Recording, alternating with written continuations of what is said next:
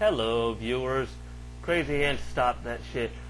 So, Teenage Mutant Ninja Turtles for the NES. A game that there's a lot of controversy surrounding. And if you hate the game, we're perfectly okay with that, even though we personally like it. And we'll quickly tell you why. But before we do, we have one question for you. Why do you hate it? Yes. Do you hate it because you hate it? Or do you hate it because someone you like hates it? Think about that for a second. Now on to the review. One of the things that me and Crazy Hand like about this game is its exploration aspect. It's kind of like an 8-bit sandbox game. Well, okay, not really, but still.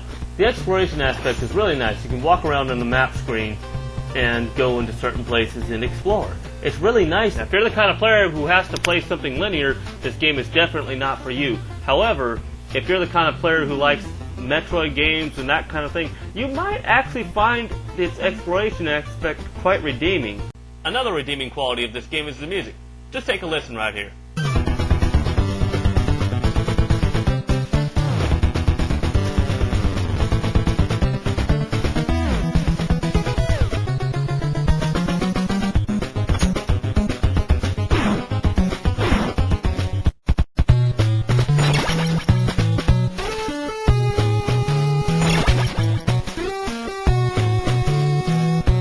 Oh yes, that's what the Crazy Hand calls awesome. Now music will not exactly make or break a game, however the majority of the players who have played this game do enjoy that music. So, it goes without saying that while music will not make the game great by itself, it is a plus because setting the mood in the proper way can't possibly hurt. So, moving on, one of the things that's often criticized about this game is the challenge. However, that's also one of the things that many players enjoy about it. Now, it's easy to see why the challenge is criticized, considering that at the beginning, the game is very easy. And even in level 2, before the swimming part, it's not all that particularly hard. So it's easy to see players getting drawn in, only to get summarily pwned at the swimming part. And so, yeah, that's probably why the challenge is criticized so much right there. However, the challenge is not considered a bad thing by many players. In fact, me and Crazy Hand rather enjoy it. Now, when a turtle dies in this game, apparently it just gets captured or something, and you can rescue one per level, at least that we're aware of. The funny thing is, they come back at full health. Apparently, Shredder's at least humane enough to keep the turtles well fed. Another issue that is worth noting is character balance. Now, it is true that these characters are not perfectly balanced, as commonly asserted. However, they are not nearly as lopsided as most players think they are. Michelangelo has the weakest weapon, and so he is commonly regarded as the weakest turtle who is just playing cannon fodder. Well, that's pretty much true in levels 4 to 6, but in levels 1 to 3 there are areas where there's one-hit wonder enemies, and since his weapon is both faster and more defensive than Leonardo's, it does make him a better choice at times than Leonardo in those areas. As far as Raphael goes, he's the only one besides Donatello that can kill those wall spiders in level 5 with one hit of his regular weapon. And his weapon draws faster than Don's bow, so at close range against certain enemies, Raphael is actually a superior choice to even Donatello. Although, other than that, the assertions about Leonardo and Donatello are pretty much accurate. However, Raphael and Michelangelo don't suck as much as many people say they are. Of course, they're all equally powerless in the water levels. Another thing is that when you get to level 3, you get to drive the turtle van. Think about that for a second. How many TMNT games did you get to drive the turtle van in? But this one you do. Check this shit out.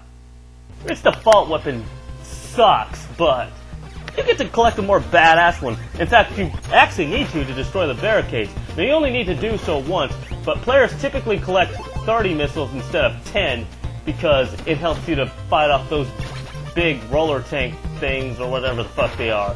Oh, and speaking of level 3, let me also mention... Whoa, hang on, Crazy Hand. I was trying to talk about the difficulty when you interrupted me.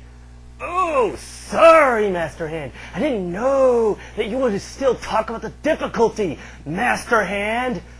Oh, calm down, Crazy Hand. Anyway, so folks, this game does have a progressive difficulty, although it's rather exponential per level. A case in point, many players who pass the water portion of level 2 will get stuck in what could be called the water portion of level 3. The sewers in level 3, if you fall into the water, take you back out. Now, that's not necessarily bad, except they take you back outside the building you entered oftentimes, and the building you're trying to get to at the end of level 3 can be very difficult to get to because of that. So, a lot of these jumps, as you might guess, can result in you getting into the water and being flushed out. Now, a lot of players cannot get past this, for either their head hits the ceiling at the beginning of the sewer run between the two buildings, or one of the enemies between the two buildings under the sewers knocks them into the water. And this can cause a lot of problems. Now, if you think that's bad, whenever you go from level 3 to level 4, you jump from the frying pan and into the fire. You go from level 4 to level 5, you go out of the fire and into the volcano, and you go from 5 to 6, and you go out of the volcano and into the sun. And yes, it is that bad. Now, you're probably wondering, okay, so just how much worse than level 3 can it get? Well, let's start with level 4.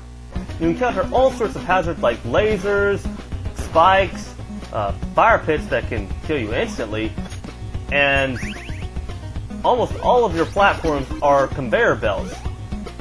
Although you had seen the conveyor belts previously in level 1, there are a lot of them in level 4, and they're pulling you towards these hazards constantly. Not to mention, there's magnets too, and this makes the level pretty damn difficult, and it gets worse and worse as you go on. So, you're in constant danger of getting heavily damaged in level 4. And it only gets worse from there. At the very end of level 4, you've got these walls moving in towards you that can kill you instantly. And it's very easy to run over these small gaps. As you can see in level 3, you actually had to run over a small gap in order to get the missiles. Well, here you want to deliberately avoid going over the small gaps, because doing so could just be enough to result in your imminent death, as the walls pretty much just give you enough time to get through it without mistakes. You can make maybe one little mistake and you still get through it, but not really any more than that. Oh hey, is that an inaccessible pizza I see? I'm gonna spotlight it! Oh, Crazy Hand, don't! Damn it, Crazy Hand, now we're going to Rip-Off Jail. Thanks a lot for that. Don't you know only one person in the entire world is allowed to spotlight that particular pizza? What? That doesn't make any sense. That's outright stupid. I know it is, but still, we're going to Rip-Off Jail now. No, you should have used a square, Crazy Hand. A square! What about Noble? No, not Noble. It's too similar to a circle. Luckily, Crazy Hand's rolling on the ground spasm attack got rid of the rip-off police for us. So, moving on, levels 5 and 6 are pretty straightforward with their difficulties, just throwing in really tough enemies at you that you basically have to evade, because even Sean's bow takes a few hits to kill them. And in level 5, you have to go through 3 different underground areas that hopefully you'll run into the Technodrome boss at the end instead of this mess.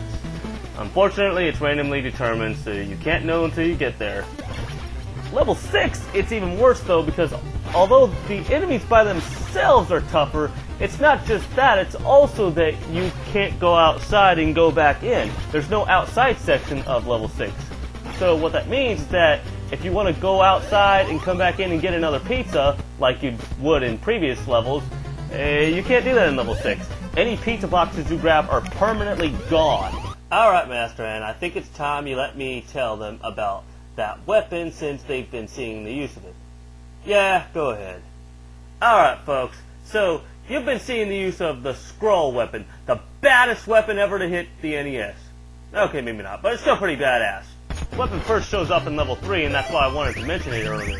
Now, it's very rarely encountered in the game, but there's a very good reason for that, because just look at how you can pwn the level 3 boss with it. Oh yeah, that's awesome. And it makes level 6 a whole hell of a lot better. It's still tough as nails, but it sure don't hurt. Everyone raves about how Don's bow is badass in this game. Well, it ain't nothing on the scrolls. Overall, it adds to the experience of the game a whole lot. Even though you rarely encounter it anywhere, when you do use it, oh yeah, you're gonna love the use of it. Just look at that destruction. Isn't that awesome? Alright, so the question remains, what should you think of this game? Why should we decide? Decide for yourselves. Yes, Crazy Hand. Folks, we gave you the other side of the story that isn't often emphasized, but the simple fact of the matter is it's up to you to decide what you think of the game. In fact, that's the point of this review. You shouldn't use video game reviews to decide what you think of the games. No, we're for entertainment purposes only. You should decide what you want to like about the game or not. A case in point, look at some of our past reviews. Crazy Hand gave you a very negative opinion of Defender of the Crown, and he based it on rational reasoning, but the simple fact is, there's people who enjoy that game, and if you're one of them, we want you to continue enjoying it. We gave positive reviews of Mega Man 5 for the Game Boy, XXYZ, Zexies, or whatever you call it, and of Alien Syndrome for both the NES and the arcade, even though we found a lot of flaws with them. But the simple fact is, if you hate those games, don't stop hating them just because we like them. Folks, we want to entertain you, and that's it. We're not trying to change what you think about these games. You should think what you want to think, not what we think about it. Folks, remember that liking something just because someone you admire likes it means that you aren't really having your own opinion about it. You've got to have your opinion and no one else's. Yeah, that's right. We chose Teenage Mutant Ninja Turtles because other game reviewers have bashed it, and that's a lot of the reason for why it's so hated. It's not the only reason. It definitely isn't. But the good side of the game isn't all that often emphasized, so it was important to emphasize it. That's right. And so we decided to do that and let you decide for yourselves. But on that note, letting you decide for yourselves was also important. So we're deciding to emphasize that now. If you hate the game, don't like it just because we emphasize the good parts of it. That's right. You gotta make up your own opinions, folks. Think about it for a second.